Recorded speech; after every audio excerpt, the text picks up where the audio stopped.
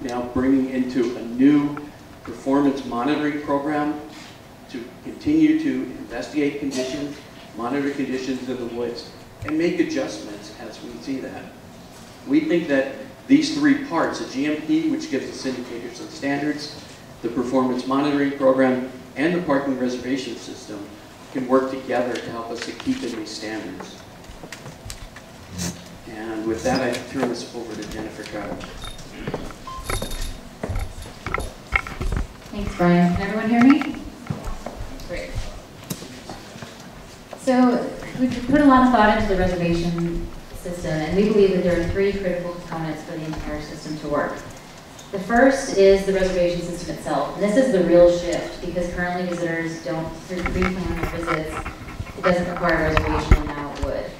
And we think that this will capture roughly 90% of the visitors to Muir Woods. Right now, about 80% are arriving in their personal vehicles, another 10% across the entire year are arriving through the shuttles, and then another 10% are arriving in other methods such as the commercial buses, hiking in, and bicycling in. So our reservation system will be able to capture and control 90% of the population trying to visit Muir Woods. The reservation system would involve both a website plus a call center. And the reservation system is populated with a 365-day set of numbers based on the carrying capacity and those triggers and standards so that we are telling the system each day how many are allowed to reserve spaces. And beyond that, there is no additional parking available and no additional space on shuttles. The second element is parking management, and we're just planning on using existing infrastructure, as Brian mentioned. There's about 150 spaces in our current lots, plus we believe that there are 110 spaces along the roadside that can still be used safely. Right now, road shoulder parking is unmanaged, and on busy days there can be more than 400 cars parked along a stretch of more than 2 miles. So this would be pulling roadside parking back by almost 70%, down to just 110 spaces that can be placed where there's a buffer to the creek and where there's safe passage for visitors. The parking management also includes a lot of boots on the ground. This is really critical to have a presence there, both to provide assistance to the arriving visitors with reservations to find their parking spot, to ensure that parking is done efficiently, to help people without a reservation turn around, and to have that presence to deter people from just making an attempt to park illegally and leaving their car and going in. The third element is continuing our successful partnership with Muir Transit. It's been going really well. We actually are proposing a slight expansion. We're talking about operating shuttles roughly 140 days per year, which is more than is currently going. The 2 locations would remain the same. So we're talking about the Pahona Street park and ride lot, and then also a pickup at the Sausalito ferry terminal. And we think that the Sausalito connection is really important because our data shows that approximately 40% of visitors to Muir Woods start out their morning in San Francisco. So if we have a connection to the ferry and really promote that, the shuttles meet the ferry, pick up visitors, and take them to Muir Woods, they never even have to get in their car and never even drive across the bridge. They just go point to point from San Francisco to Muir Woods and back. So this next slide is a depiction of the area and also the parking management corridor in blue. So service would be provided along this corridor and this significant presence of boots on the ground that I was mentioning. And also law enforcement, potentially towing, ticketing, that kind of thing. On peak days, the roadside parking can stretch almost all of that length in blue, and the yellow dots that you see behind me are where we believe those 110 spaces can be located. The yellow dots aren't intended to show that there will be contiguous parking in that area, but just to show that within that yellow stretch is where the 110 spaces can be placed, but they will be located specifically with an eye to the creek and safe passage for visitors, so it won't necessarily be a contiguous line. And then this map shows the regional view. I want to be clear that these arrows are just arches. They are not depicting actual roadways. These shuttles currently do not actually go on panoramic, and they will not in the future, the same as now. So I just want to make sure that that arch doesn't alarm anyone. But you'll see here where the Muir Woods parking is. We're all familiar with that. And you'll also see behind me that that is available 365 days a year. Then you see the 2 shuttle locations, and you see that those are only on or reservable in the system for peak visitation seasons and days. And as I mentioned, that's roughly 140 days. So I just want to be clear that the maximum number of visitation is only on those days when the shuttle is running. On the remainder of the days, which is more than 2/3 of the year, the visitation is much lower than the maximum that can be tolerated by the woods because the shuttle system will not be on. And since you have to make a reservation to come to the woods under this model, the shuttle seats aren't available, visitation is brought down.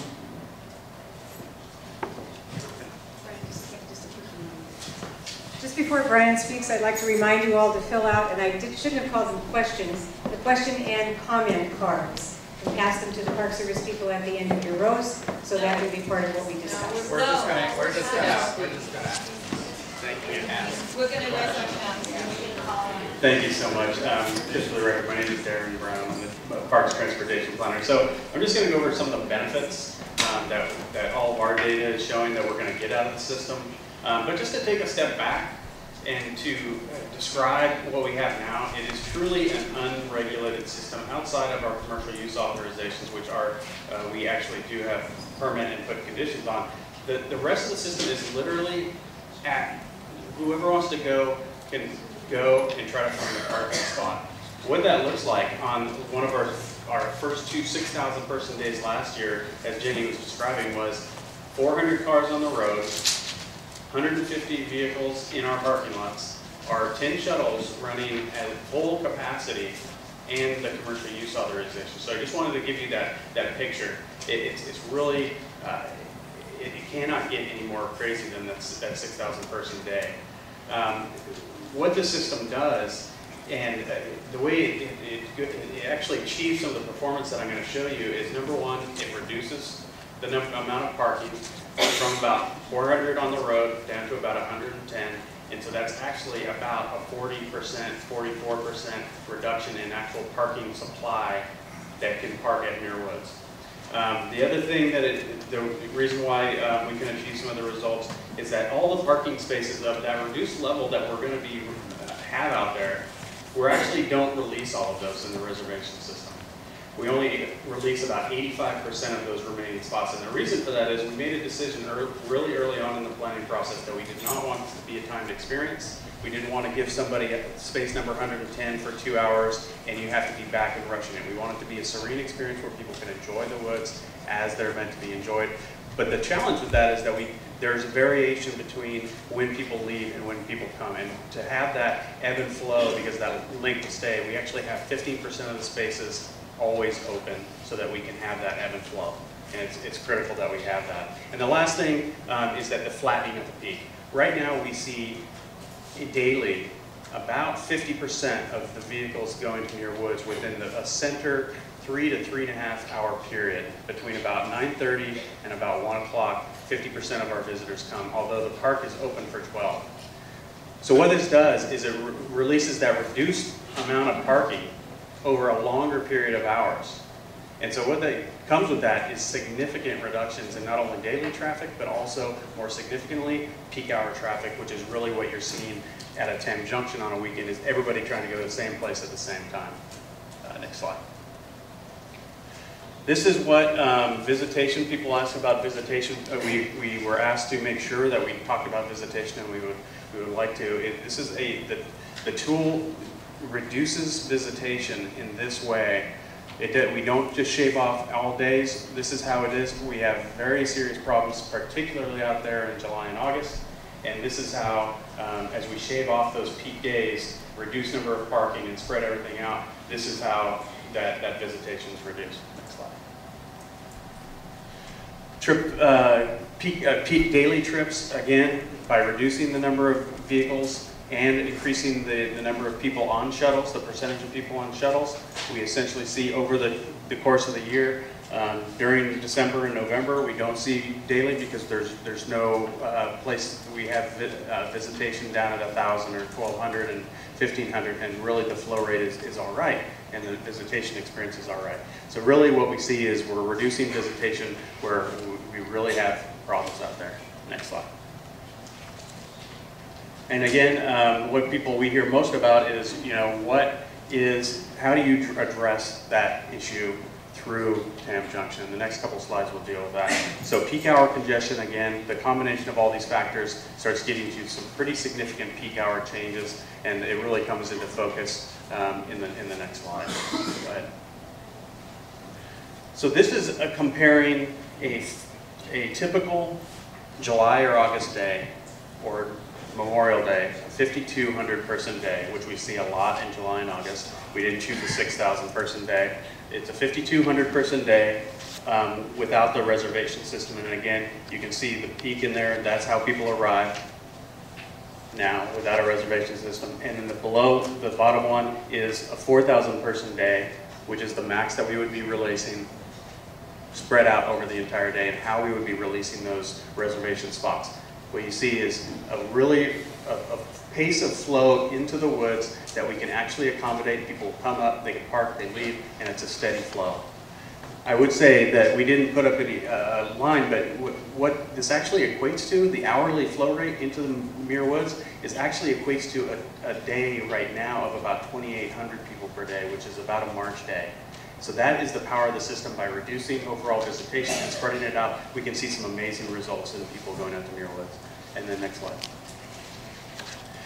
Safety on the road, really the safety concern is about reducing parking, improving the corridors. We're going to be reducing overall parking and make sure that there's enough put in areas where there's going to be enough room where people can walk from their cars on the road. We're going to calm the overall experience and just have an overall safer situation out there. Resource protection, by reducing, it really comes down to reducing of vehicle trips and reducing of footprint. And that comes down to reducing daily trips and reducing the amount of roadside shoulder. A lot of our illegal parking that we see on the shoulder right now is people almost falling into the creek. There are, the 110 that we've identified actually have a very good buffer with the creek, and they're very wide shoulders, and they're not directly impacting the creek. These are the spaces that we're intending to use, and we think that by having those reduced trips and a reduced footprint, we're going to have a significant improvement. Next slide. And then last is the visitor experience. The one thing when we hear about Muir Woods is we had an amazing time in the woods.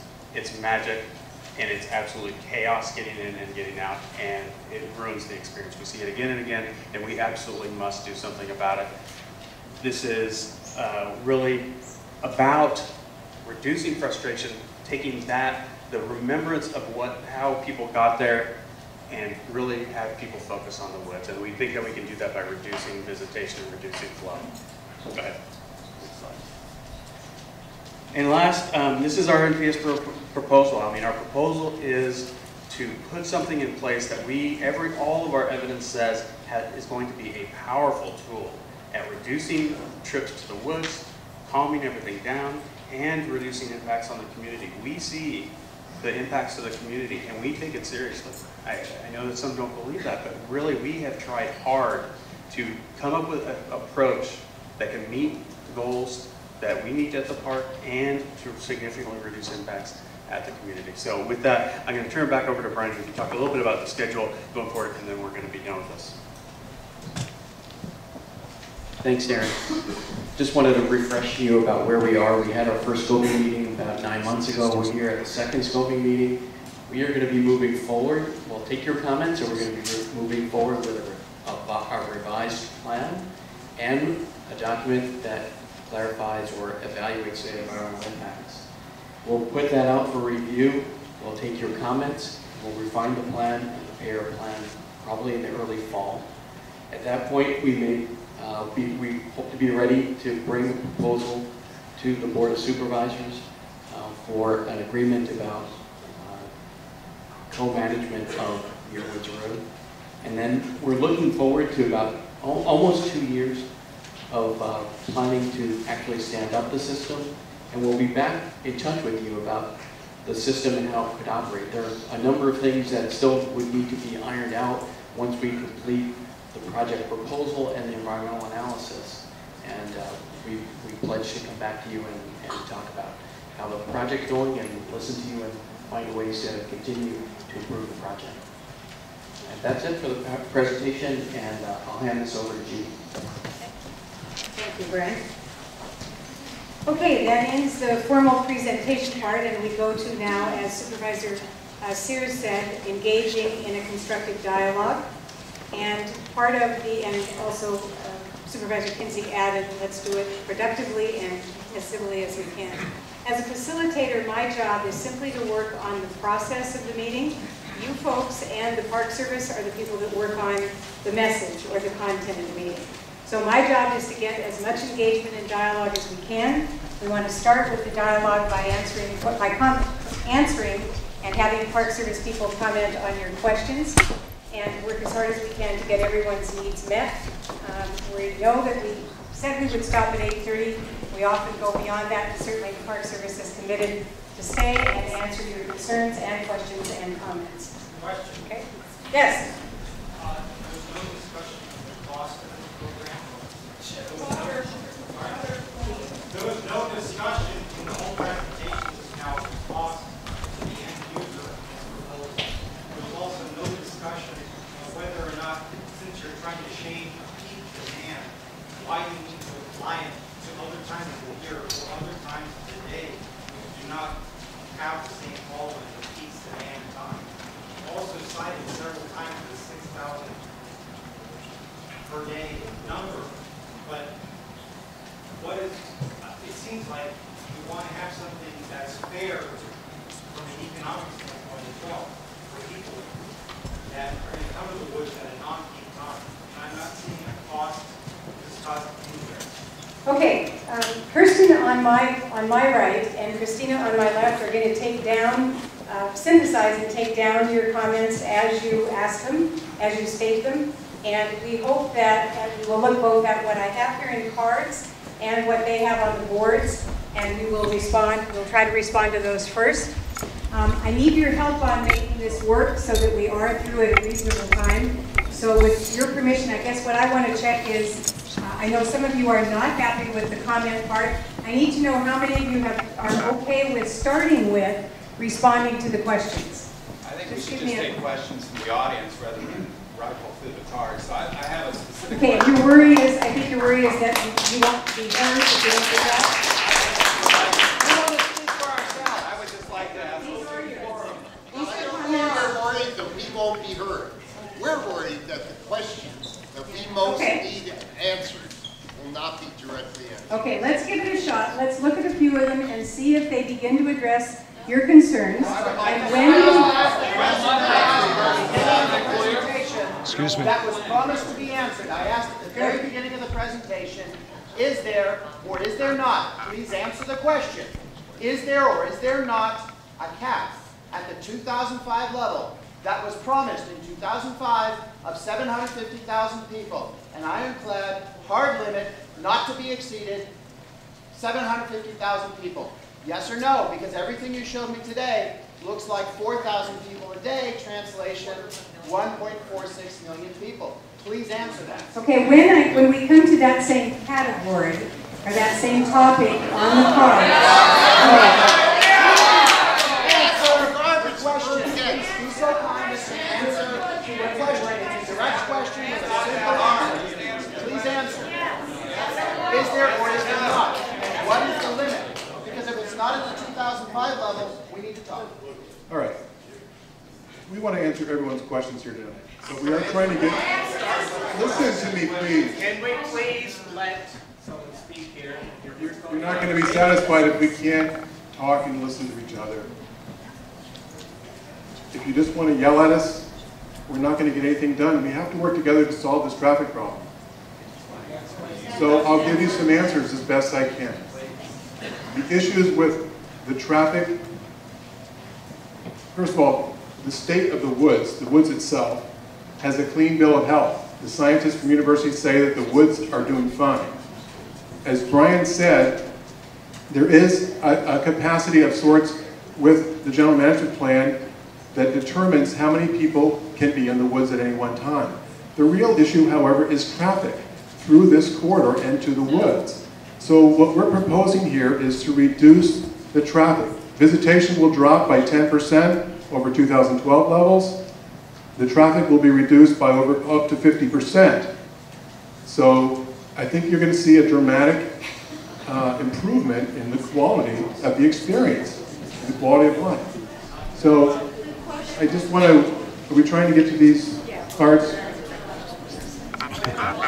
Why are you disregarding the report? You did you're disregarding the 750,000 capacity report from 2005. You're disregarding it. You're going to have traffic all day. No. Yes, you are. Where is the answer to the question that Luke asked about the cap of 750,000 people? I heard nothing. I heard no answer to that. You just, sorry to speak ahead of my curve. You just referred to a scientific study as to what the carrying capacity of Muir Woods was. Where is that study? What I was referring to is the general management plan criteria that we have. And basically... No. I just heard you say that there was research, published research about the carrying capacity of Muir Woods. Where is that research? Can you show that? We have basically, Howard can help me out here, or Brian, how this is described. But basically, as part of the general management plan, we had to determine how many people can be at the woods. And the way we get to that, and it's really not a function of meadows or streams, it's really, as Brian outlined on there, it's noise, it's crowding, it's perceptions of crowding, it's experience. The same thing, let me finish. Yosemite just went through this, and they were sued 3 times, and it was eventually proven in court and prevailed, and it said basically it's not about the meadow so much, it's about the crowding, the experience, and the traffic infrastructure. And that's the way to control it. You cannot really show a nexus to a spotted owl nest or a salmon. It's really about how many people can come in and out. That's what we're trying to manage here. And if you're reducing traffic by 50%, it's going to get better. The woods will be better, your quality of life will be better. But how did you arrive? What I asked is the carrying capacity research that you just quoted. Can I add? Okay. What is can I add a little bit as we broach this topic for the general management plan? We did look at all the resources. We didn't just jump right to congestion and people in the woods. There is a lot of science behind a lot of investigations that were done in the early 2000s to about 2009, which asked questions about all the natural resource conditions in the woods. And I've got Mia, she'll help me if I forget anything, but they were looking at the salmon, they were looking at water quality, they were looking at vegetation. All of these things were considered, and we asked ourselves, well, what do we really need to manage? There's a summary report of all of that research that was provided by the National Parks Conservation Area, or National Parks Conservation Association, NPCA.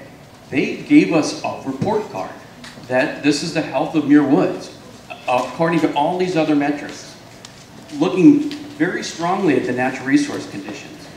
From that, we said, well, what do we really need to attack? And we came up with about 5 things. We need to attack meaning what do we really need to monitor in terms of visitors at the woods? And there were creation of social trails, additional noise, incidences of invasive species, and then these concerns about when do we have too many people in the woods? When do we have too many people on the trails? When it detracts from the experience. The issues of like the health of the trees, which I know somebody has been trying to say that, you know, the foot traffic over the tree roots, that's really very, very well managed. I mean, we have very well-defined trails. We have boardwalks in our most sensitive areas. We manage those things very well. So it comes down to the impacts of visitors are not those that you might otherwise suspect.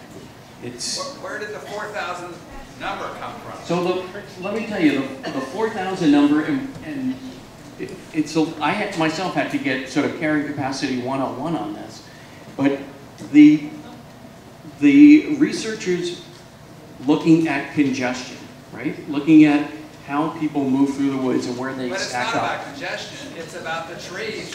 But it's not.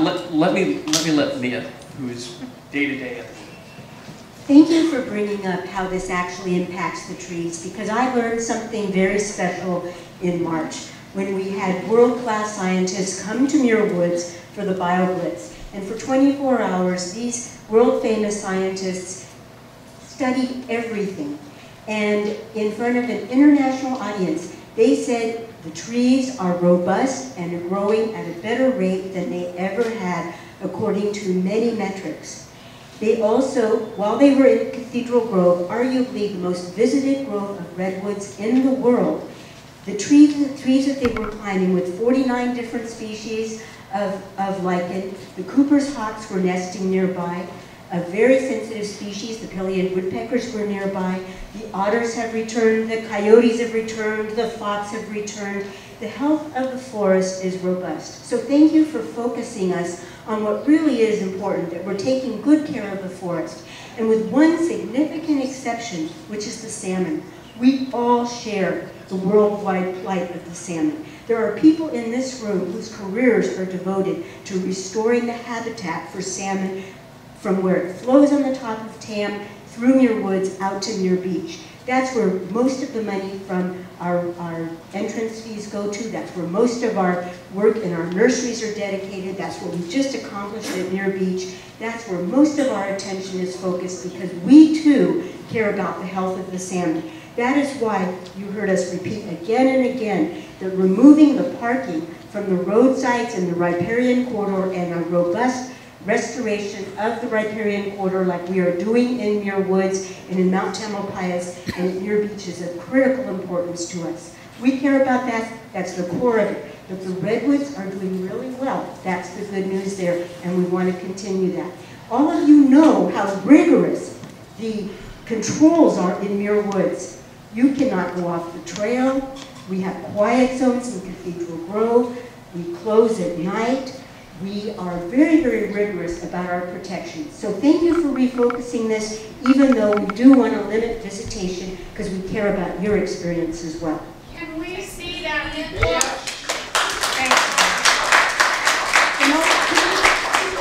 People in this room who work so hard. We have our state park colleagues, we have our conservancy colleagues, we have our national park colleagues. They're here because they care. Let's give them a big hand. Mia's right. These are the people that work very hard.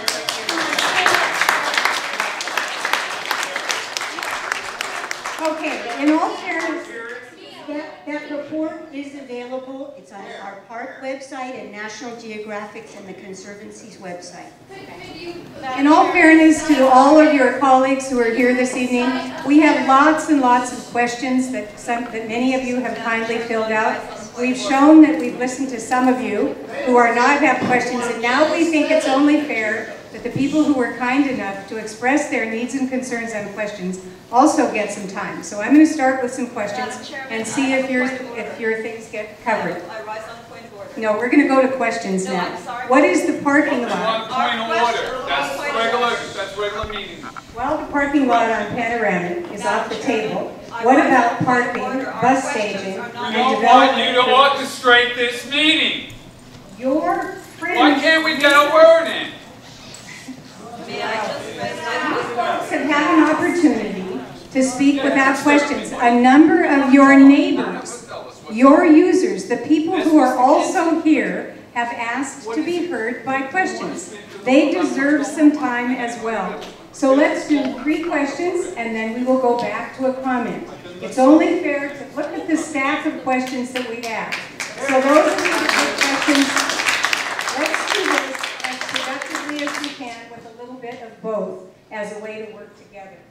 This is a question about Muir Beach. While the parking lot on Panoramic is off the table, what about parking, bus staging, and development for visitor services at Muir Beach? And Brian will answer that. Yeah, I think we did consider that as a possible option. It's no longer being considered. The bus lot or the parking lot was intentionally designed not to accommodate buses. We did not want for example, the Muir Woods shuttle or the West Marin stage to potentially get caught in traffic. We don't think that that's a good option, so we're no longer considering that. Thanks, Brian. Why would they propose a visitor center at Tam Junction when it is already so congested? We're no longer considering a visitor center as something that's elaborate. We do look forward to being able to, I think there was, back in the CTMP days, there was the idea that there would be a multi-level garage in that area. We are not promoting that. The only thing, if you look in the general management plan that we're talking about, is some improvements to where we pick up people at the for the Muir Woods shuttle. So there's no bathroom there, there's hardly any shade. These are the kind of things that we think we could make some improvements on. But there's no plan for a visitor center at Manzanita or Pohono. Can I go a step further with that? Just so that I'm a little bit more involved with the shuttle operation. So let me just clarify that. Our Marine Transit partners actually got a grant because they wanted to be able to have a situation at Pohono that was a little bit better than just people standing under an overpass. They actually got a grant for, I believe, $400,000 to just create a shelter, a nice little shelter that can hold about 20 people under it. That is the extent of the discussion that we are planning at that location. There is nothing as far as services other than just to get people out of the sun to stay for Muir Woods at that location. I like the concept of a Muir Woods reservation system, but will it allow some spontaneous visits when there are few visitors, for example at 7 a.m. on a rainy morning, or will I have to have reserved 6 months in advance? And I think Jenny will take that. Yeah, sure. If I stand, then I can't speak into this microphone. So I'm sorry. Thank you. Okay, great. Hi. We believe that the system needs to be on 365 days a year, or else there will be confusion amongst visitors, there will be confusion amongst concierges or travelers or tourist bureaus about whether or not you really do or do not need a reservation system.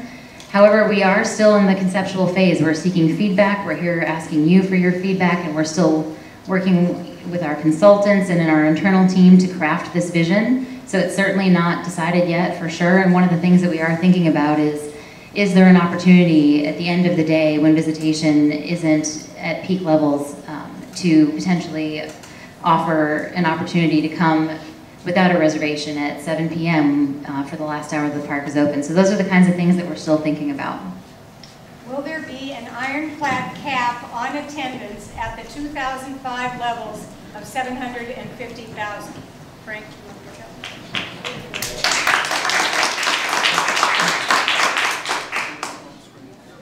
So, like we said at the outset, we're not making any decisions tonight. We're here to listen to you, and I hear that question. As I said earlier, we're looking at how we can manage this reservation system to bring down the peaks. As I said, the visitation will come down as projected, at least in its initial design we're looking at. The traffic will come down 25 to 50%. Visitation will come down at the peak time 10%. Now what we're looking at is how do we manage the shoulder seasons? I know there's concern about spillover into the shoulder months, the non-summer months, if we are, really, sort of giving those peaks a haircut there, like what happens in September and October. And that's one thing we're exploring as to how we manage that to make sure that that does not go up too high. So I don't have a specific answer for you at this point, but we're listening. We're trying to figure out how to make this work. I have another question that may have already been answered, I'm not sure, so Jen, as I'm reading this one, you can say, how will traffic of people who do not have reservations be handled? I think okay, we don't want to be redundant. Where will they go when they are told they can't park? And my feeling is they will end up lost in the local neighborhoods and so on, parking illegally and so on. I can answer that question. I will plan to sit unless you guys need me to get the mic to stand up. Okay, here it is. Great, thanks for clarifying that. Basically, we see this as needing quite a bit of advanced notice to a variety of groups. We imagine that there will be a full-on informational campaign for probably more than a year before the system is actually implemented. We know that we will need to involve tourist bureaus and provide training and sort of an update to concierges that are currently right now assisting people that are tourists visiting Muir Woods with how to get there and when to go. There are other reservations in the nation, reservation systems in the nation that work, so we just think that it's going to be a matter of getting a lot of information out in advance. But then we acknowledge that that first year it may be bumpy. We may have some people that still just don't know or still want to kind of test how it's going to work or see if there's really enforcement. And that's why it's so critical for us to have boots on the ground. So there's going to be a very strong staff presence to assist people with finding their parking space. You'll interact with a staff person and understand how, okay, you have a reservation, there's spaces in the annex lot, just take the next right.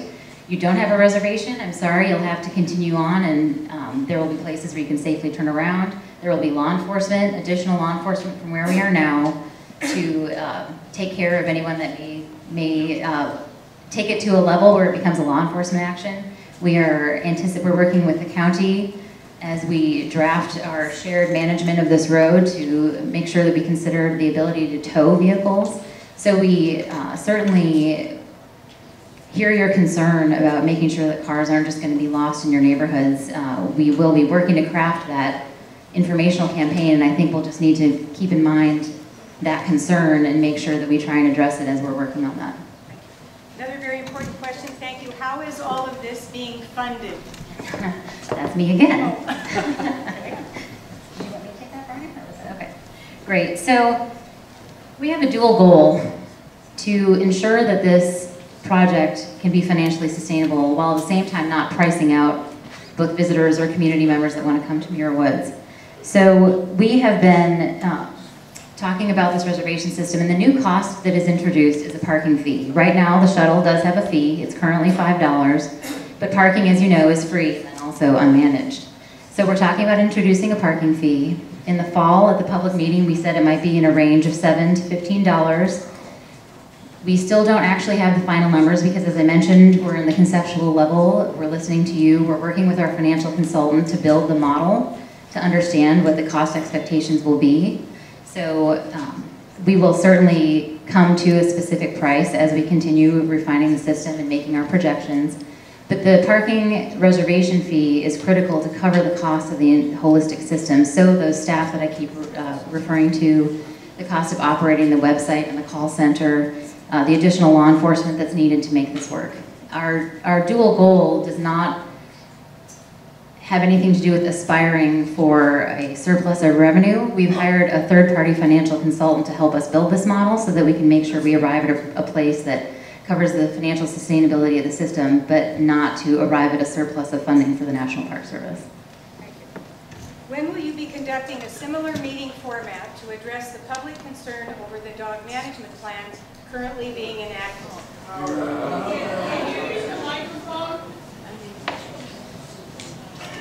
So the question was, when will we be conducting a similar format meeting to deal with concerns over the dog management plan?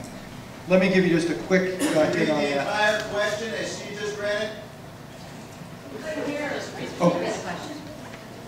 When will you be conducting a similar meeting format to address the public concern over the dog management plan currently being enacted? Thank you. So the dog management plan is not being enacted. It's still in the planning process. We've completed the second draft environmental impact statement. We received thousands of comments. That comment period closed last February. The next thing that will be sent out again for public review, robust public review, will be a draft rule. And that will come out sometime late this fall. And at that time, we'll be making another round and giving people an opportunity to express their opinions about it. Sir, when will the public comments that were put on the website be available for review? Because otherwise it's not a public comment. Right. Yeah, no, we're still evaluating the comments we received from last February, the thousands. When are we going to be able to see them? Well, they'll be posted between now and the rule, and you'll have a chance to see them. Will it be posted right before the rule, or will we have more time to look at it? There should be ample time. Now, are all of them going to get posted, or just the ones that you deem necessary? All of them will be posted. Why is a commercial dog walking permitting program being implemented now before the dog management plan? When it was part of your dog management plan. So it's in your dog management plan, but it's being implemented now. Now, we're here to really talk about the Muir Woods.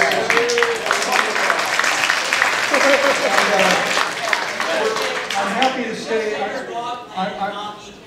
excuse me, I'm happy to stay after the meeting. Stick around. We'll talk about it after the meeting. I think you heard lots of clapping about people who want to continue about Muir Woods. What is the status of the Manzanita Visitor Center? I think we answered that a little bit earlier. There is no proposal for a visitor center. Have there been any studies on where the majority of publicity promoting the woods is coming from?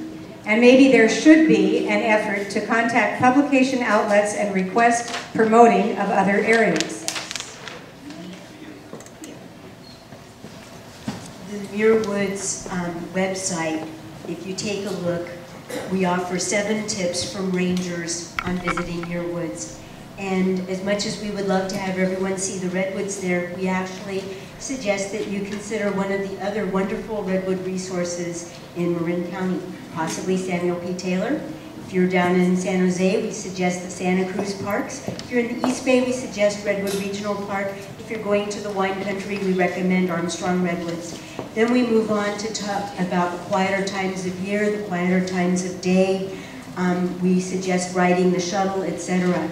So our own website actually promotes other options so that you can see the redwoods without overcrowding Muir Woods. We work very closely with the Marin Chamber of Commerce and Visitor Bureau, ditto for all of them in the Bay Area. We've taken Jenny's suggestion on trying to make as much outreach to concierges, tour operators. If you take a look in all the local Sausalito magazines, etc., you'll see us trying to redirect people in more sensitive ways. We really want people to visit, but we want you to consider other resources to do that. What outreach was conducted for the general management plan and how many comments were considered?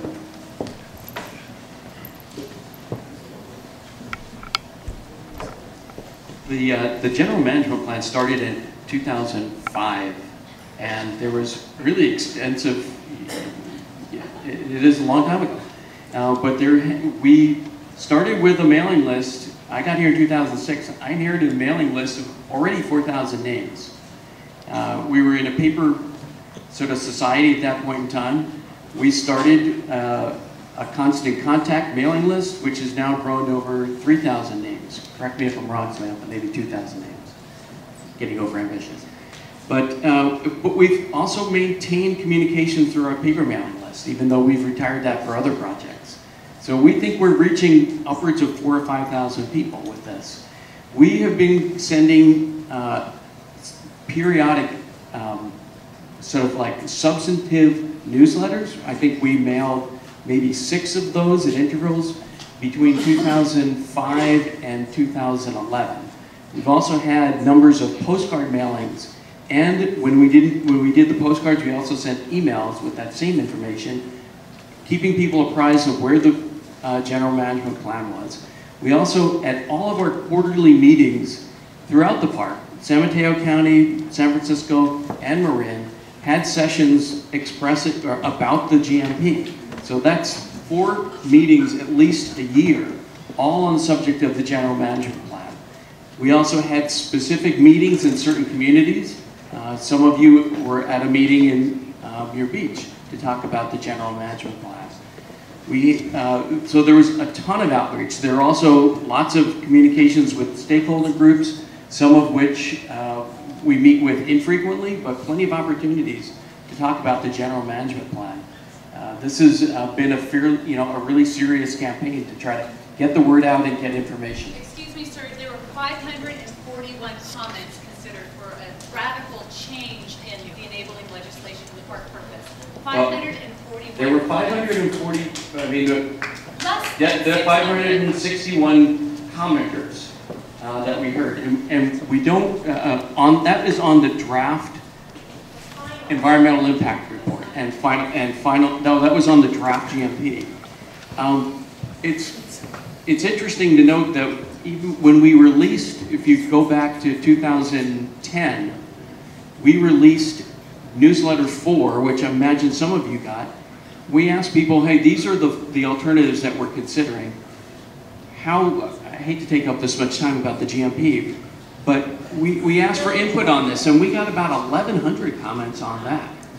So actually, when we came out with our general management plan, the draft, we thought we had already established a good trajectory for the GMP. So I sometimes this is, you know, we can't. I think it's. In the GMP, it says this plan considered a total of 541 public comments. There were 541 comments on the draft. That's not the only comments. The final says that. It says we considered 541 comments. But those were comments that were received during the comment period on the draft. And that's successful. That was the only plan we could comment on. So the general management plan was in process for years. We had dozens of meetings where it was an agenda item. We had hundreds and hundreds of people pay attention to it. We've had a number of people, few of you in this room, I should say, who are concerned that it represents some kind of radical departure in the direction for the park. We've heard from many more people that it does not represent that. So this is the state of kind of the exciting planning environment we live in the Bay Area. And yes, we get 17 million visitors a year who enjoy recreation in every conceivable way. That's a centerpiece of the park. It has been, always will be. Why does the park purpose say that you're going to provide a national park experience for the visitor? If you change the enabling legislation on your very page of the website, yes, you did. That's not the case. We're going to have to agree to disagree on that. We'll have to return to questions about the Muir Woods plan. How do we get community input if you're just going to ask questions up there and homogenize and twist it to suit the Park Service? How are we going to get community input right here tonight? I think we're getting community input. No, you're not. You're asking questions and your voice, your guys are getting up and how does the reservation, this is a good one. How does the reservation system stop visitors who don't have a reservation from continuing to drive up and clog up Route 1? And there's a second question. Why not pursue a shuttle from point to point, that is, from San Francisco to Muir Woods? Can I see that? Just so I make sure I get both parts. Did everybody hear that? Yeah. So the reservation system, how do we stop people from going up? We don't have a gate. It's a shared road. And so we do not have a gate. It is really going to be about outreach, and also signs on the leading up to the system. It is going to be a cultural shift for people. People assume now that they can go, but we are going to have to make that shift. We expect it to take a few years.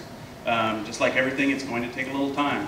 But we think we're going to be able to get there because we are going to have a significant marketing campaign. How do you expect to make any kind of a proposition on the number of reservations if you don't have a cap? I mean, you got to do the math. You have to know how many people you can stand before you can. How are you going to the number of reservations? How are you going to deal with that? How are you going to deal with the number of buses? If you know how many people you can take, then you can deal with those things. You're going backwards. And we do. And I think that was, if that's not clear, hopefully we can get there. It is, we do, Chapter 7 of the GMP has a chapter called user capacity. We have a model that ties together the performance, the indicators in there. We have a visitation flow model done by the preeminent national expert on flows for the National Park Service. We've tied that together with capacity in the reservation system. We know how many tickets to, how many parking spots and shuttle spots we can actually put out in the reservation system to keep a flow rate coming in that actually meets our GMP performance standards. Is that an independent study? Say that again? Is that an independent study? That's a monitoring study, not a That's an capacity important study. question. A monitoring study? It's a monitoring study, not a capacity study. I don't think that's right.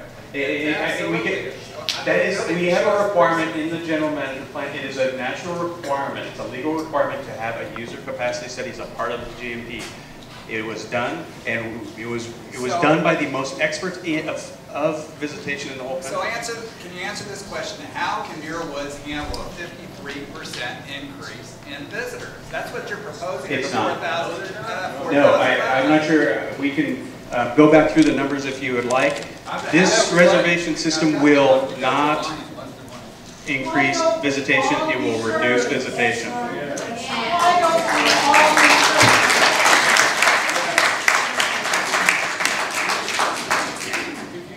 What specific steps is the National Park Service going to take to be good stewards of Muir Woods?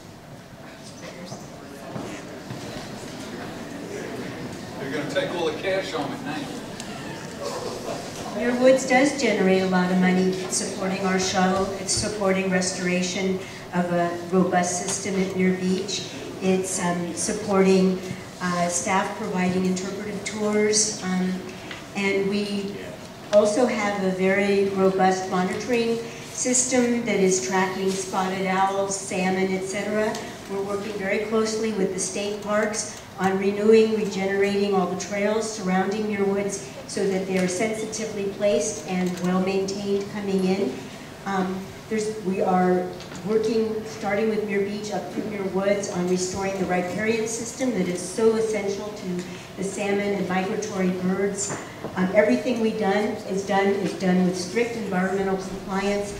If you haven't been to Muir Woods in a while, you will be pleasantly surprised at how teeming with life it is these days, all done with our professional biological staff. So those are the measures that we're taking. Well, I would like to also take a moment to give you some hard facts here. This card was handed to me. We had an interesting experience happen in the late 1980s when we were finally able to keep track of our current visitation.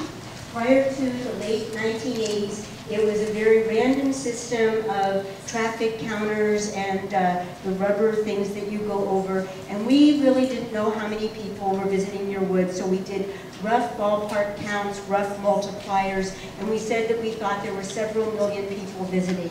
Now, thanks to the way we collect our fees and very strict auditing and everybody being counted, that's how we're able to come up with much, much more accurate counts of how many people visit each day, each hour, each month, and those are the statistics that we're now using. So that was one of the cards that came up, was why sometimes people come up with figures from the 80s of 7,900 people per day. That's an old figure from very rough counting methods, and now we have a much better way of keeping track.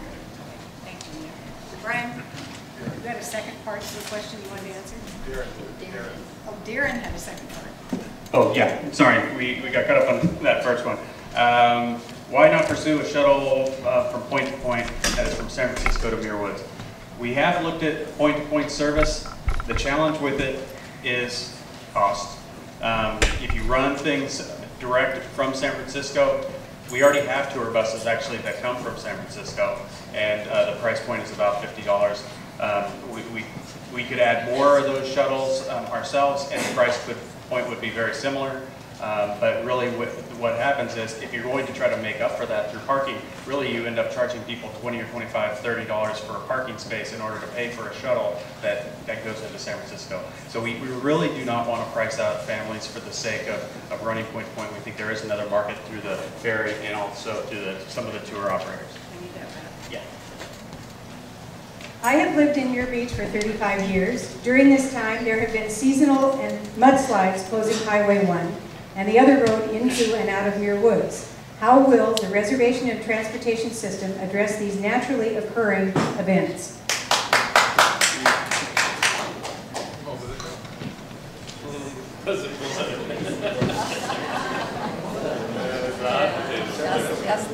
You know, this is really a challenge because Muir Woods, Muir Beach, Stinson Beach are all served by that circuitous, narrow, windy Highway 1. We've all lived through slides, we've all lived through Caltrans maintenance projects, and at least as far as Muir Woods goes, there's two ways in, and we're used to dealing with the challenges of coming in one way, controlled traffic, so it's just one of those things that we have to live with. And you've seen all the different tools that we've had to use over the years to work with Caltrans and the county to bring people safely in and to redirect traffic or even limit traffic. So unfortunately, we're all in that together. It's a challenging situation. Will there be some kind of signage on Highway 101 before Mill Valley indicating that there's no access to Muir Woods without a reservation. You need to capture cars and turn them around before they arrive at Tam Junction. One of the most surprising things I've seen is how effective those CMS signs that go on every weekend that says Muir Woods parking full, use the shuttle. When they're on, everybody pulls up and every shuttle bus is full. We went from 10,000 riders 8 years ago to 75,000 riders today. The Muir Woods shuttle is amazingly effective as soon as those signs go on. We've had a few malfunctions over the years. When the signs aren't on, no one rides the shuttle. As soon as we fix it, the shuttle buses are full. So we want to employ techniques like those CMS signs. We now have 40% of our visitors making plans via the internet before they come to Muir Woods, so we want to really make that a robust system. We want to use all those modern tools to get to people ahead of time and shift the way they plan their visit to Muir Woods. It's been amazingly effective. Regarding the proposed parking fee of $7, $15, how much does it cost now to enter the park, and is there a plan to increase the entrance fee? Right now, it's a $7 per person fee for adults to enter the park, and it's actually a $5 federal fee, and there's a $2 temporary fee that we added when the state parks were going to be closed. So that's a temporary fee. We're not sure how long we'll run that, maybe another 2 years, we'll see. There is a potential for a federal fee increase next year. We don't know, but we did get some signals from Washington a few weeks ago that they might be willing to, all across the country, they're considering raising fees. They haven't been raised at all since 2008. But we don't know if that's going to happen or not, but that is a potential. So again, it's $7 per person. What we have to be mindful of, though, is, as Jenny talked about in the cost for parking, shuttle, reservation, plus these entrance fees that we've traditionally had, we have to be careful of the price point and make sure we can cover the cost for the system, but also not price people out. So there can be some modulation of the federal fees if it gets to be too steep. Since that was my question, Okay. let me just follow up with it. If it costs $5 or $7 to get in, and parking would be $7 to $15, the parking could be as much as 3 times the cost of just getting in. And I think there's a lot of concern about whether the Park Service is looking at this as a revenue enhancing process. So if you could speak to the value proposition of having parking be greater than, in some possibilities, 2 or 3 times greater than the admission price. Well, I think the reason Washington is considering raising the fees across the country right now is that there's been several studies that show that the parks are probably underpriced across the country. Now, these are, again, public lands, but when you look at the cost of everything else that's gone up, or the value of that experience, it probably is a raise is worth being considered. We're not going to make any money on this proposition. Probably the sweet spot for the parking fee is about $10. Now, ironically, it's free to park, but you have to pay it for a shuttle now. So that seems to be in reverse order what we should have. You should actually, if you're going to drive your car there should be a cost of that. And that's really what sort of underwrites the cost of this whole concept we're talking about tonight. We're not going to be, again, we're a non-profit operation, we're the government, we're not trying to make money on this. This is not a revenue center, but we do need to, we can't subsidize it as well. We have to find that sweet spot of what it's going to cost to operate. Will you be? You gotta follow it. Concession, a private concession taking over the management of this. Is that still on the table? I'll let Jenny talk about that, but there would be a contractor that would run the reservation. So it would no longer be the government? Let me just clarify that. Similar to how Marin Transit has an operator that they've contracted with to drive their buses, the Park Service too intends to contract with an operator to run the website, call center, and then also staff on the ground. But let me assure you that in any situation where a contract is let, an operator is operating in contract with the National Park Service, just like with the County of Marin, there's a great deal of oversight. We retain the control over pricing. We retain the control over their operations with a very rigorous program of monitoring, evaluation, and so on and so forth. We also, can I just really quick, sorry Brian, we will also retain the the flow rate of tickets out. So it's not, once we hand over and have a contractor on board, we still will retain the ability to manage the number of tickets to release. This next one was, part was for me, it was, I'll field it anyway, was, will you be willing to initiate a Citizens Advisory Commission to interface with the communities directly affected by changes in visitation paradigm for Muir Woods and the rest of GGNRA?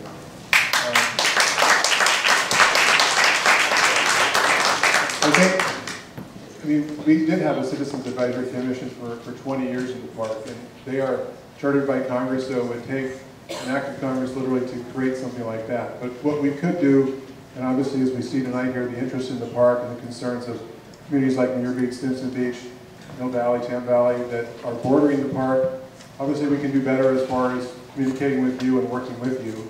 And we'll consider some sort of a different communication approach. You know, it's interesting, we have some meetings that, you know, we have 3 to 4 workshops a year where we go over all of our issues and we have fairly light attendance, but then we have a hot issue and we have overflow capacity here. So finding that, again, that sweet spot of what makes sense and what we need to do. We're open to that. We know we could do better, but we also know it's, we're fortunate to have the park. I believe you think that's the case, and sometimes we may be creating some traffic for you, but the fact that we were able to live and work in this beautiful place, I think is something we have to be appreciative of. I guess there's one more here. Will MPS be in control of all Frank Valley Road traffic? Darren, none of you can answer that better than I can. So the reason why we've got a couple of questions on why we feel we should be in control of management and enforcement of Muir Woods Road. The fact of the matter is, we don't really want to. We are Frank Valley Road. The why we would want to have that, we really don't. It's really a matter of, it's our visitors. We feel like we need to be able to manage it. The reservation system will not work unless we can also make sure that people cannot go outside of the system and essentially still fill up the road. We need the ability to enforce, manage, and control that access. Otherwise, it will be a complete bust and it will not work, and we will continue to see the traffic flows. So we're willing to do it. I wouldn't say we want to do it. I think there might be a different concern there, and that it won't be, we won't be restricting the free access between, say, Muir Beach and Mill Valley. That's not one of the objectives. It'd still be a public roadway. Yeah, I'd like to add another comment about that. You know, Franks Valley Road, Muir Woods Road are county-maintained roads. The county is not going to turn over the responsibilities for the road. We're going to enter into some kind of agreement about managing the road. But we are going to continue to retain our authority over the road, and we're going to monitor success. And this is, again, assuming that we do go forward. And as I said at the beginning of the meeting, Supervisor Sears and I say this together, that we intend to hold public meetings before we make any final decision on that agreement. Will you hold them down here? Where we are? That's important, Steve. That they're here where we can come at night and participate. So the question is whether we would hold meetings down here. And, you know, I would ask Supervisor Sears. I think that we would be happy to come and have some kind of meeting in the local community before we have any formal meetings at the county. Thank you.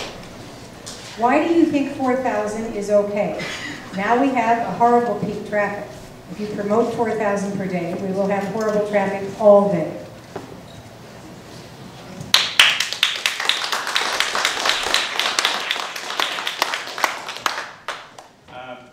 So hopefully I tried to explain that in the presentation. Really, the way we've learned that, you know, daily visitation, annual visitation, it is important.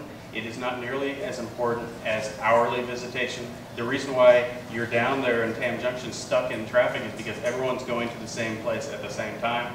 That's really what we've been focused on. How can you not only reduce visitation, but also manage it so that it can actually be at a reasonable level? I will say this, that people people hear 4,000 and they want to immediately think that that's going to be the way it is every day. We do not envision, actually it's impossible for it to even get to 4,000 people per day. We will only be running the shuttles for about 100 days at the beginning of the system. We've been discussing how high could it go. The max that we would ever run the shuttle is about 140 days. That means all of those other days literally will not have the capacity to get anywhere near 4,000, as well as the fact that there's simply rainy days, weekdays, March days that are just not going to have nearly that level of visitation. So we don't see any way possible that it could possibly, actually there is no way that we would do it because we're not going to release that many tickets. Where did the number come from? It really kind of, do we want That's my question. Well, I think the number has been, That was my question. Can I follow up really quickly? I live on Shoreline, and I can't get out my driveway during the peak traffic. So I have buses parked out in front partying, and I can hear people's music. It's really insane. And it's every weekend, doesn't matter if it's March, January, it just gets worse in July. So when you talk about spreading it out through the whole day, that means I can't leave or get in ever. So that's the way I look at it, because it's really nice there's a park there, but there's a whole bunch of us that live here. And so I'm not that concerned about everybody having such a wonderful experience at the park. I think maybe it should have a higher price and less people go, so that this place doesn't turn into Disneyland.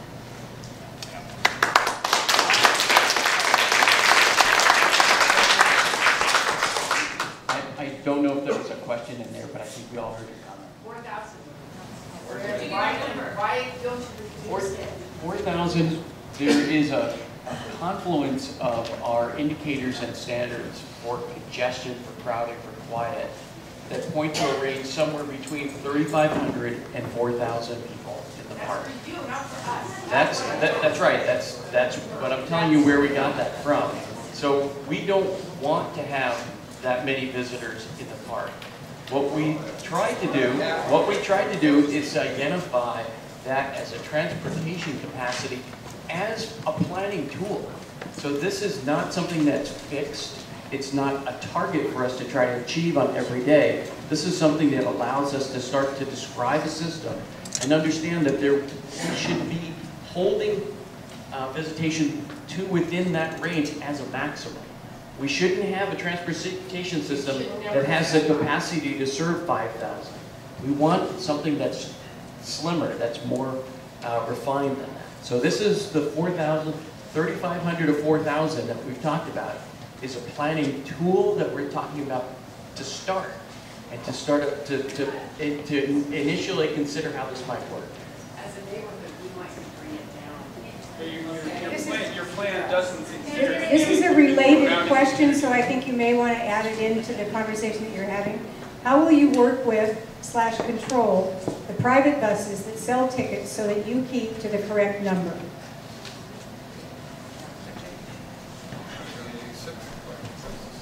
So as we've built the system, while the reservation system will only actually capture those people that are driving privately, as well as taking the shuttle buses, the numbers have been built into the system to make sure that we're looking at total visitation. We're not just blind to the remaining 10% that arrive by methods other than private vehicle and the shuttle system. The park does currently manage the commercial carriers. We recognize, we've heard a lot of feedback recently, just like the county representatives have, on a lot of the problems that you all are experiencing. We, within our footprint as the National Park Service, respond to concerns about the commercial carriers by adding in stipulations into the commercial use authorizations that commercial carriers are required to get if they enter into Muir Woods. And so, as we mentioned earlier, based on feedback from the community and people's experiences that were very negative with PA systems, we just recently, for this year, added in a new stipulation that PA systems are banned. However, our control is unfortunately rather limited to our footprint, so that is why we're collaborating with the county on their beefing up of ordinances and so forth, so that we make sure that our policies are aligned, and so that where they go, we can make sure that our authorization stipulations follow, and to make sure that they're dovetailed, so that we can support the county in better managing the buses outside of the areas where we actually have the literal control. Excuse me, I'm sorry, that was my question. I was actually talking about the number of tickets that are sold by the private companies. How are you going to coordinate so that you have, we're waiting to hear what the cap is, but how you have that cap working with these commercial buses? That is where we have this 365-day model where we will retain the control to adjust the numbers that are released by the system based on the reality that we see. So we're taking our best projections, which include what we have now as the data of who is riding those buses, what number of people are riding those buses. And as we move forward with the system, if we see that our indicators and standards are being triggered, if we see that crowding hasn't been addressed, we can also then work within the system to make sure that we are releasing numbers in the reservation system that achieve our goals. We're taking our best attempt, but if we find that there's a condition in the future that isn't achieving the end goal, we have that ability to make minor adjustments. Okay. It's allowing more people. Is NPS confident that reducing the Muir Woods Road parking from 400 to 110 vehicles will bring the NPS into compliance with the Endangered Species Act by avoiding harm to salmon?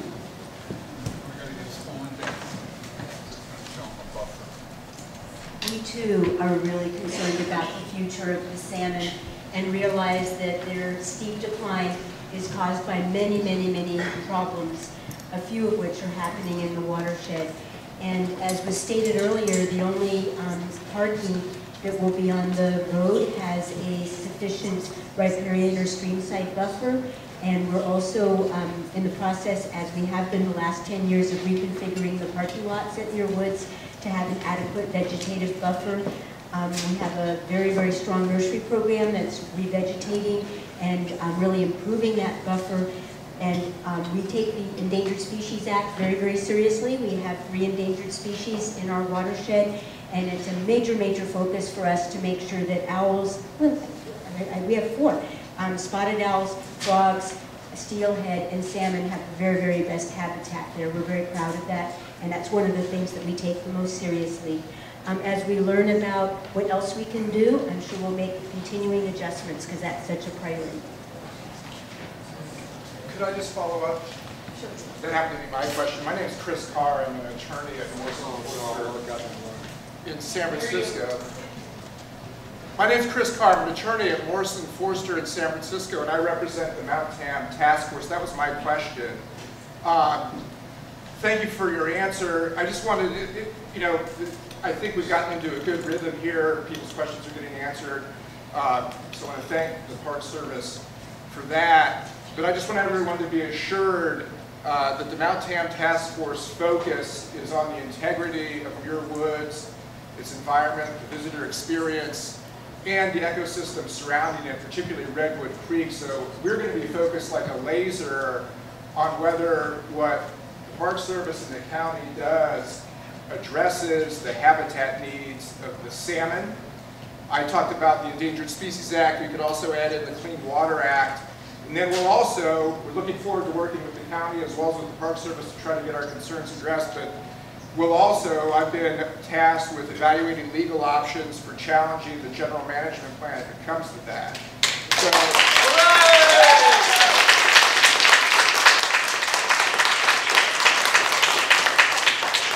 I'm not putting that out there as a threat. As I said, we're actually working closely with County Council Supervisor Sears and Supervisor Kinsey, and we look forward to meeting with Superintendent Dean and seeing if we can get these and I think everyone appreciates these are very heartfelt concerns. And one of the things we want to do, I spoke with Supervisor Kinsey for the meeting, we want to make sure we all have the same data set to work from, that the math is agreed upon. I'm comfortable that if we can get together on the same data set, let the data do the talking, it still may be that we have philosophical differences at the end, and that's fine, that's democracy. But at a minimum, we want to see the documents, get on the same page data-wise, and have these discussions. So thank you. I think Mia wants to add something. You just reminded me when you called yourselves the Mount Tam Task Force that to provide adequate habitat for the salmon and the other endangered species is going to take a watershed approach. You heard tonight about the very strong collaboration with Mount Tamalpais that surrounds Muir Woods. MMWD is a very significant landholder, And as you know, from those of you in the room, many of you are residents within the watershed. So we're all going to have to shoulder our responsibility and take action where we can, because that's really what the future is. So I'm glad we're all on board to make a robust watershed and do what we can for the salmon. It's going to take all of us. What was the attendance in 2012, the base year for visitation reduction statistics?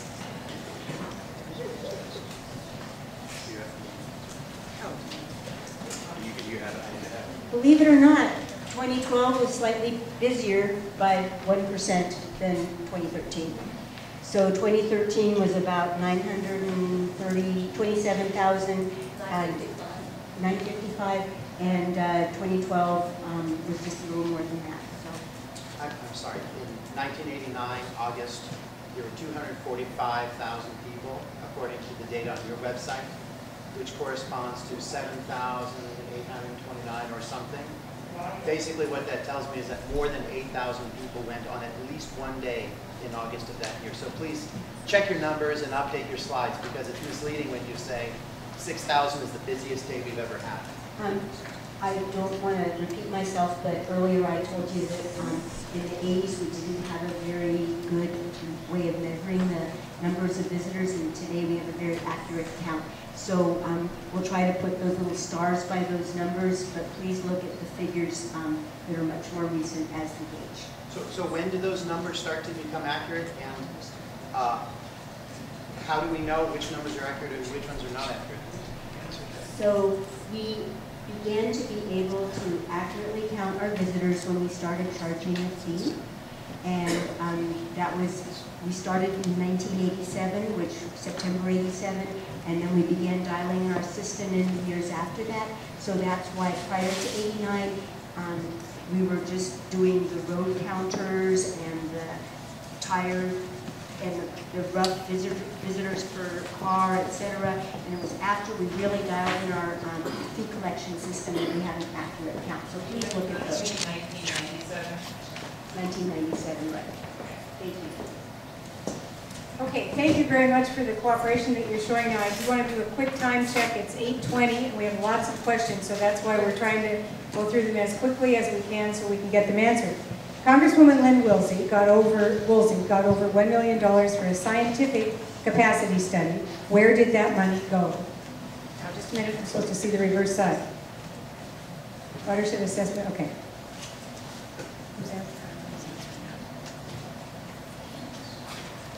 I'm not sure, I might need a little help with the facts, but there were at least 3 or 4 studies that were done about carrying capacity, looking at visitation within the woods.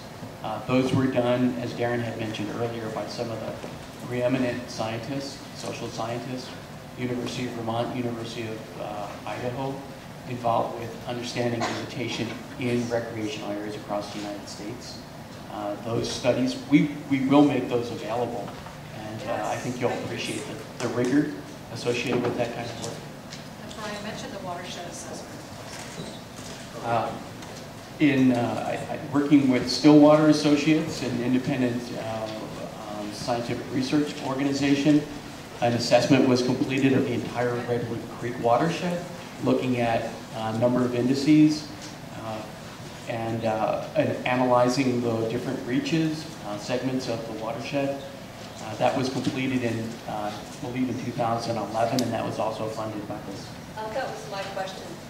So I can respond to the facts, because I was present in the room when the agreement was. I can respond to the facts, because I was present in the room. I'm co-chair of the Mount Tam Task Force when the original agreement was made between Brian O'Neill, superintendent of NPS, and the county to both limit the parking along Muir Woods and to use the money that Lynn Woolsey appropriated for an independent, trustworthy capacity study. Now that did not happen. I know that because Brian Avila sent an email to answer that question in writing to a member of the Muir Beach community, and of course that was forwarded to us. Can I respond to that? My email addressed a very specific question and asked if there was a study related to foot traffic impacting Redwood routes. The question that we were asking is, if over $1 million was appropriated to do a scientific independent capacity study, where did that money go? Because what we have instead is marketing studies, traffic flow studies, customer satisfaction studies. We do not have an independent, scientifically verifiable, trustworthy capacity study. He just said where it was. Can I suggest that when we release this, in terms of us all having the same information, then that you can evaluate the work that was done by these scientists? Has it been released? Or we didn't know there was quite an audience for it. We're glad to release that information. It's you know, it's kind of dense stuff, and but we'll be glad to release it. We think you'll find it to be independent. We think you'll find it to be rigorous, and these are the kinds of studies that are associated with carrying capacity. I'm sorry, I didn't hear that. Peer review. Names on it. I don't believe that these were peer reviewed, but they were done by 3 different scientists. So all understanding how the work was done by each other. So there's a small cadre of folks who are doing this kind of work. There's a question here for our supervisors, and they have agreed to take it. NPS is taking the heat, but in fact, the county, underlined, hasn't enacted common sense rules to ensure the protection of the wetlands that are watersheds, that are crucial to the survival of endangered species. The questions for the supervisors are: what is county responsibility to protect the watershed above Muir Woods to help the salmon, coastal salmon? So the county is involved in a wide range of watershed efforts, watershed restoration and protection efforts around the county using our countywide plan. Many of you know that we have been working and trying to enact a reasonable stream conservation area ordinance. We also participated with the Park Service in the watershed capacity study going back over 10 years. We have been working on our on-site wastewater septic system regulations to be in compliance, which is a major consideration for fishery restoration, and we've done an inventory of all of the fish passage barriers on our coho-bearing streams. We have been most notably working in the Redwood Creek estuary down on Pacific Way to try to find a viable and cost-effective way to cross the Redwood Creek near the outlet there, and to do that in conjunction with the restoration project that the Park Service has taken on. We also recently received funding for replacement of the bridge on Franks Valley Road that we consider to be both a pedestrian and a fish passage issue. So we continue to work on fishery restoration issues throughout the county. Can the Board of Supervisors make sure that tour buses and shuttles will not be permitted to drive through Tam Valley residential streets in an effort to avoid shoreline highway? So the question is whether we can make sure that buses and shuttles won't be permitted to drive through Tam Valley residential streets. That is what Supervisor Sears and I have already been researching, and we believe, and our county council has given us information that gives us confidence that we do have the authority to limit and restrict tour buses on residential streets and arterial streets. And that is what we will be looking at. And if you mean the Homestead Valley streets that lead up to the mountain, we absolutely would include those in our work.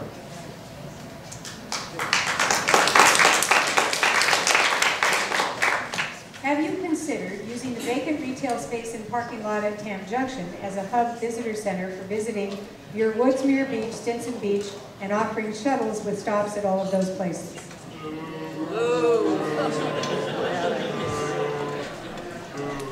Yeah, we have, over the years, and those of you who are involved with the CTP, and it's actually gone up till the last couple of years. I mean, really, there's been an ongoing effort to figure out ways to find new ways to bring shuttle service. What we have found is, first, our shuttle system right now is really maxed out. We have 10 shuttles. We're running them as hard as we can.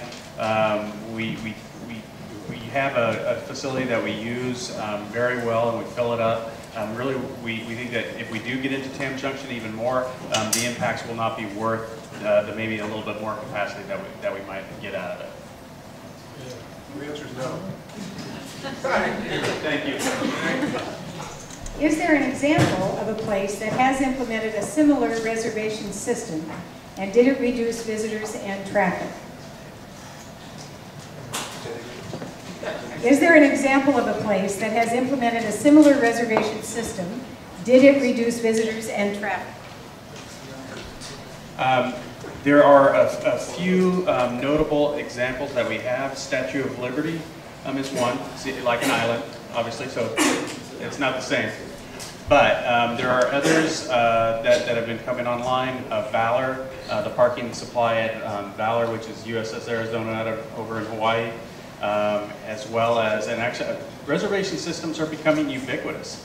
They're just something that you can get on and you can do, and you can advance plan. The most recent one, when we were in a meeting with City of Sausalito, in order to address the bike issue of people swamping Sausalito, and they just recently introduced a reservation system there, and my understanding is that it's working quite well. So it's really a way to manage traffic and to keep traffic at the flow that people can handle, the system can handle. Can the Muir Woods parking area that was taken away, the area that was closest to the entrance, be at least returned to a parking area? At present, it is mostly a dirt lot which is uneven to walk on, especially for the severely handicapped. It's between me and I, because this is one of our favorite topics. The plaza that we created has tremendous utility as a decompression zone for our visitors. So I don't want to just like sound the visitor experience bell, but it's really so helpful in terms of letting people sort out all of their preparations before they go into the woods. It's been remarkable, and me as staff has come up with a lot of creative ways to utilize that space. We still maintain about a dozen accessible spaces in that area. We have right adjacent to that is the most constrained section of Redwood Creek. And our ambition is to relieve some of that constriction. It's the fastest velocity of the creek, and it's up and or below, downstream and upstream of that is really good habitat. We'd like to further remove some of that asphalt area. We took the first step a couple of years ago, and we're just really pleased with it. It goes back to our commitment for the health of the forest by moving the parking away from the redwoods and away from the creek. We not only do better by the redwoods, but we also don't have all that urban bleed of car doors and horns honking in the redwood forest, so the wildlife have a better experience as well. So it's been a really good buffer zone. If you haven't been to Muir Woods in a little while, you'll see that we've just done some work on the plaza. We have put a special surface on it so that the dust problem, which of course was miserable to walk through, but also putting dust into the creek, has been eliminated. We've further redefined the plaza so that there's improved parking for ADA to make us compliant. We have added 2 electric vehicle charging stations, so bring your Tesla to Muir Woods. And we have actually added even a little bit more of the vegetated zone because we've changed how you approach the restrooms. You come to them from the plaza rather than from the creek side. So we've made a lot of improvements to the visitor flow there and the natural area. We have to take just a second here to make a decision about timing. It is 8:30 when we agreed that we would be finished. What we're trying to do is sort out the questions so you're not getting repetitions and entering new subjects. Jeff, our host is also upstairs. And Jeff, what about our being able to stay in the room? Okay. Okay, well, we certainly agree to stay and answer these questions, and if we have to, we can also move outside and continue to answer them that way. So I very much appreciate the respectful request that next time you do this meeting, maybe perhaps you have an independent person sifting through the questions. Yeah. Okay.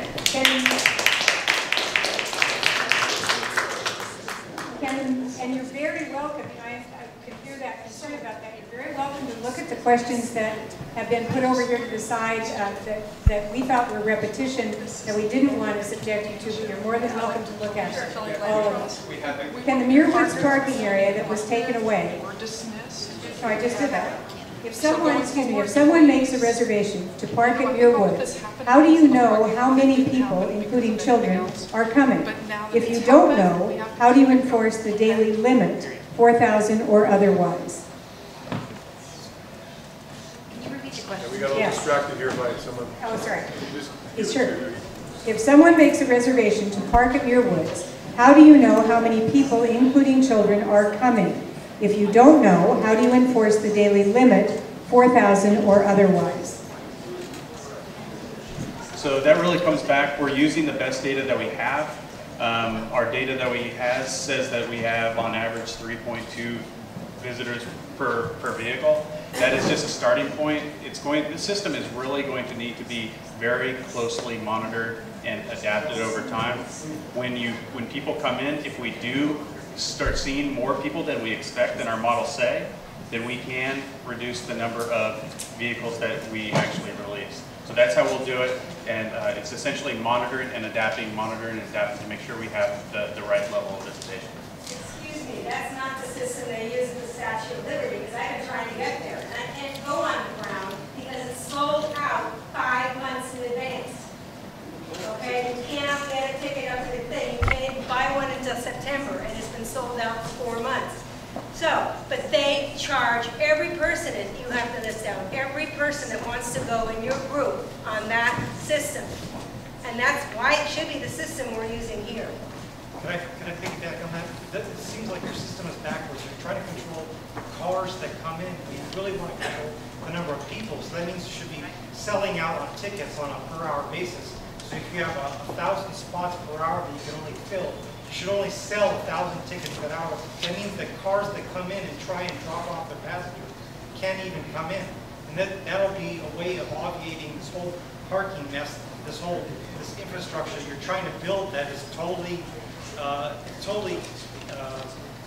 too bulky for the area you're trying to manage. You already have a gate. The gate is the entrance to Muir Woods. You're now putting an additional infrastructure in front of it to regulate that. You should have only like museums. Like you have a special showing, you go to the special show, we're sold out. Sorry, where do you walk? You walk home or you walk to your car, you go. That's exactly. Has the National Park Service consulted, in quotes, with the NOAA fisheries over the effect of the GMP, and particularly parking on Muir Woods Road, as required by Section 7 of the Endangered Species Act?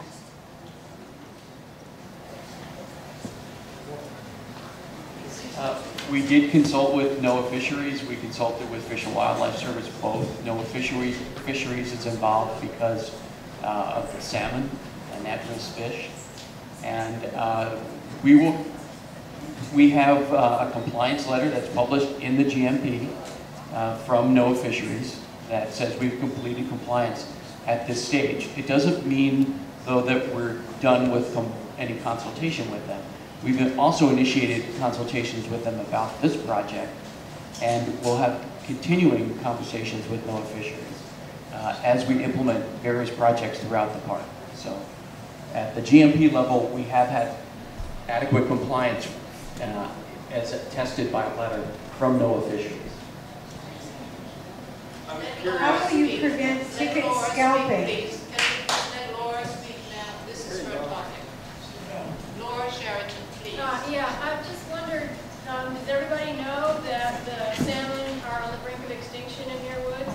In 1998, there were 80 reds with the nests, and this year there were 5.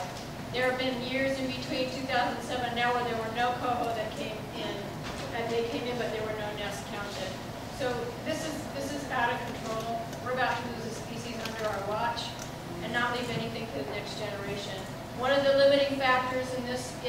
copper coming from brake pads. And brake pads put copper into the watershed because there's no checks and balances for runoff that's coming off the county road and the parking lots. So I just want people to know that it's a neurotoxin to fish. It messes with their migration, it messes with their ability to breathe, and their ability to detect whether or not there's a predator coming after them.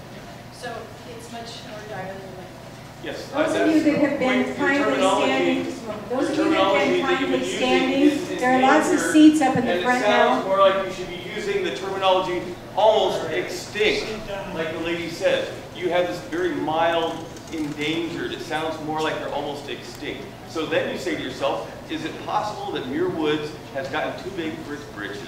There are plenty of places in the world where we all can't go visit, period. Maybe for years, we might have to reserve for years before we get to go visit a place because it's reached critical mass. Have you ever thought about that? First, I'd like to- regardless of all the towns that are being gagged with the traffic.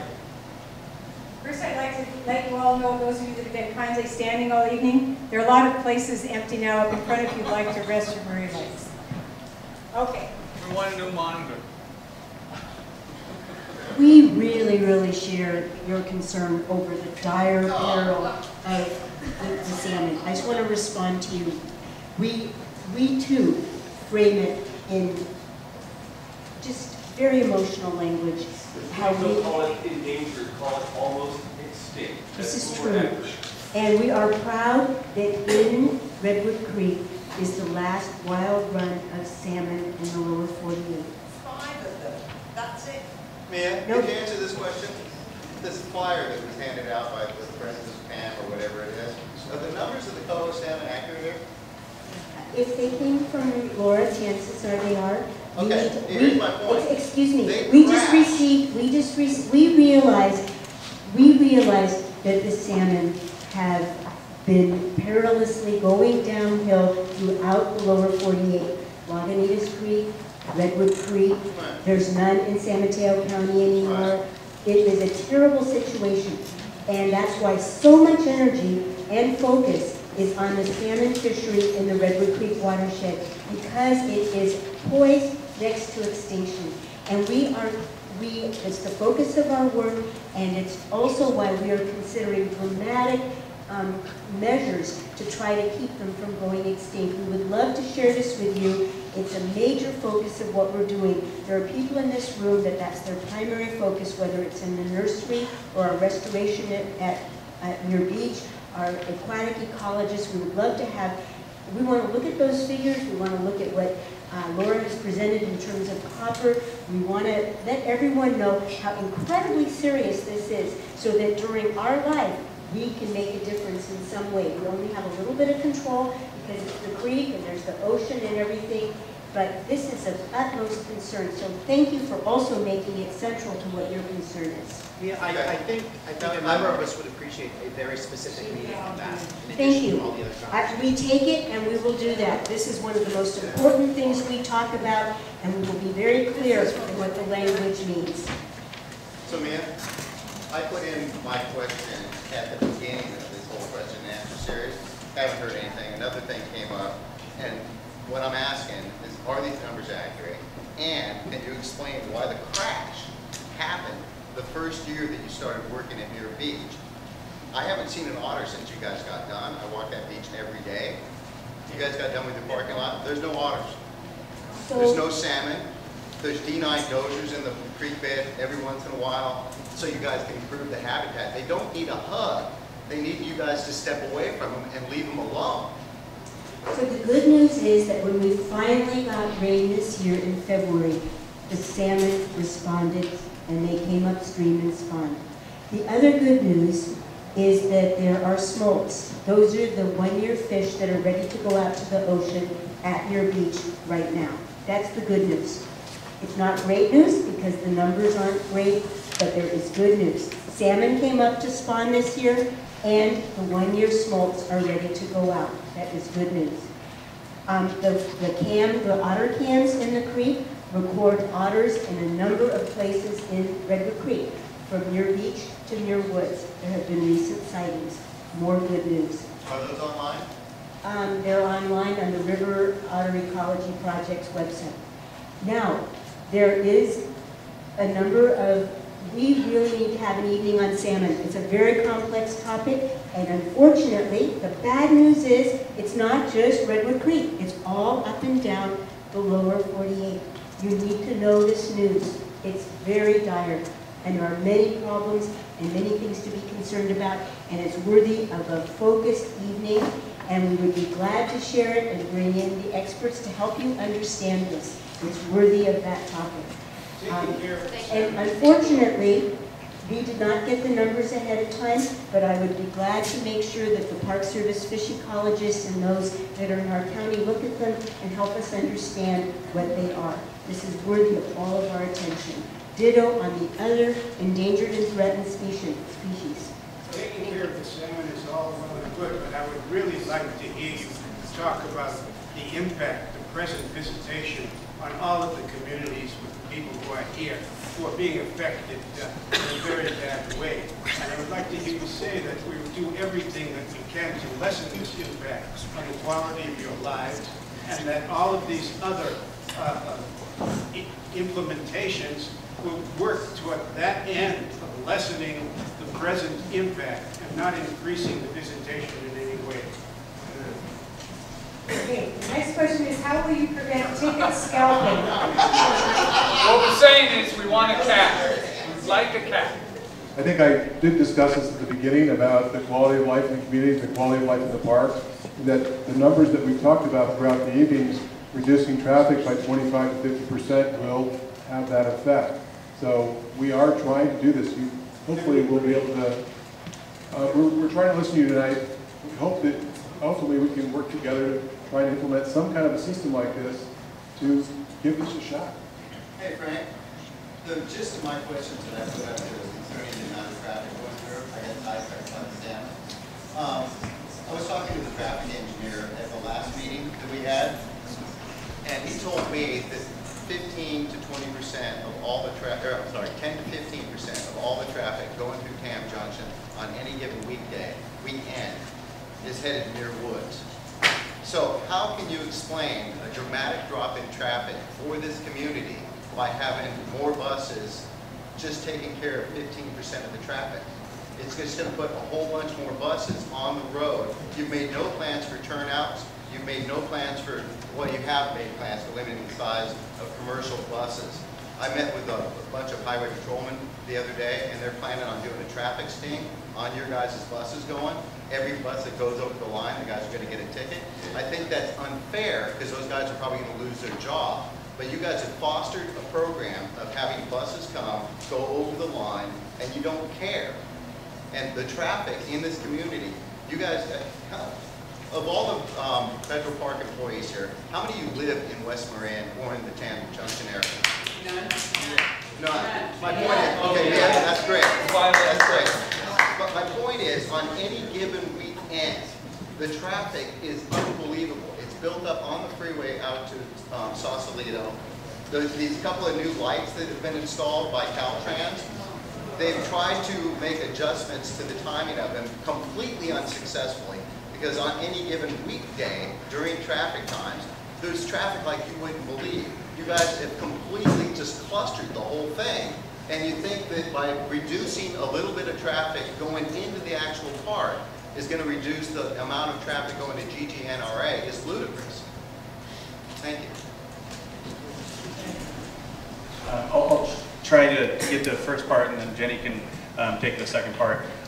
You're right that even 10 or 15% through Tam Junction being Muir Woods, we know we're not the only problem, but we are trying to have a significant impact on Muir Woods destined visitation. We really think that this is going to reduce traffic loads. It's not going to solve Tam Junction problem. We don't want to leave that impression. We are saying that we will be able to very significantly reduce the hourly flows to Muir Woods. I'll let Jenny talk about the commercial tours a little bit. Yeah, I just wanted to clarify, in addition to the stipulations in the commercial use authorization, we recognize that there are quality drivers, there are drivers that aren't so great. There are buses that are in good repair. There are buses that are safe. There are compliant companies. There are companies that are non-compliant. We actually periodically do partner with CHP to do exactly what you're discussing, where CHP has the authority to red tag buses if they're, not safe for operation, to ticket, and we support those operations. We recognize that it would be a shame for a good driver to lose his job, certainly, but in general, we actually support that kind of operation because it assists us with making sure that the buses, when they're in the rest of the community, are abiding by the rules, driving within their lines, and operating safe equipment. Jenny, a simple follow-up question. You have the power to pull those permits from the non-compliant, is that correct? How many permits from the non-compliant companies have been pulled? We actually just recently did a study of the length of buses in the Muir Woods lot, and more than 90% were compliant. So while we understand there are a lot of problems with the buses in community roads that they're not supposed to be on, in terms of their length limit and their compliance with our terms and conditions, they're highly compliant. So that's why we are encouraging the county and working with the county as they develop the ordinances to make sure that as a team we're supporting the goals that you're trying to reach with better management of commercial carriers. Do you have the statistics available on exactly how many people and how many buses and how many people on average per bus come on the weekdays and on the weekends to Muir Woods? And would that be available to me, doing the numbers work? We don't have, we requested the information from the tour operators. We have an annual number. They won't give proprietary information, which is really, daily. But you're not counting them then, at the point of arrival? No, we absolutely are. We have counts for them. We absolutely can give you the counts that we have at the gate.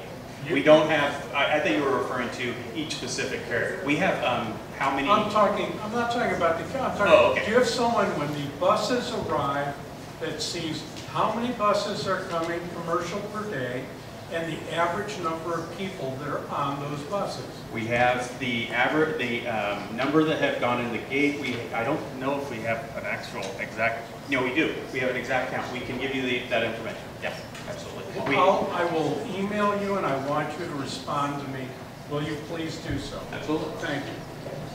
I will add that less than 10% of the visitors to Muir Woods come on tour buses. So not to minimize the issue with the size of the buses, the frequency you see them, I think the phenomenon that we're seeing that's really egregious is the hop-on, hop-off buses that are a recent phenomenon in the last few years. And the fact that they've been cutting through the neighborhoods in Tam Valley is outrageous. So we're working with the county on that, but it's really, the numbers are not huge on the tour buses, but obviously it's a big vehicle, and we are trying to make sure that they're in compliance with that and working with the county. Right, one more bus favor question. Okay. There's been a plan at one point to bring the buses into the barn area at Muir Beach. Is that still on the table? No, not at all. There's not going to be any buses. No, there's no bus stop, there's no plan to go in on Pacific Way to Muir Beach. On the highway. What about on the highway? Okay, yeah, we do have a plan for a bus stop on Highway 1 at the Pacific Way intersection across from the mailboxes.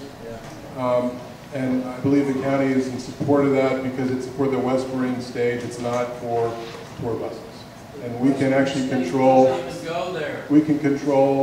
these other buses to not stop there. So the sole bus will be the stage and will be across from the mailbox? That's the intent. I'm sorry. It's for the Muir Woods shuttle, right, okay. May I address the capacity of the commercial buses, since the gentleman asked that question? The capacity of the commercial buses? That, I believe, was his question, how many passengers are brought in on commercial vehicles? Well, I know we get an annual number, but I don't know if there's, it's 10% of the visitation. Here with. Did the gentleman not ask how many people come in on commercial buses? I was happy to address that question, please. I just said it's less than 10% annual. I don't have a specific. I think she does. No, she does. You do? Yes, I do. Okay. 15 years ago, we were permitted to bring in 40-foot buses. There was a big upset about that. Now we can only bring in buses that are 35 buses that come in that are 35 feet or less can carry anywhere from 24 to about 35 people. And the important thing that I would like people to be mindful of is if you bring in a bus with 32 people, you just took 16 cars off of the road. Somehow the buses are the victim, or the bad guys, and as a professional tour guide, I'm not sure why, but we actually reduce the number of cars that are on the road. Thank you. Thank you. I think the question, I think the issue sometimes that gets raised is if the buses are not fully occupied or not in capacity. They are fully occupied, almost always. We don't always see that. All right. This is a category of question that hasn't been asked, and there have been a couple of them, so I wanted to honor it. In the event of wildfire or other disasters, what is the NPS evacuation plan? Is it at all formalized, and where is it described in the general management plan?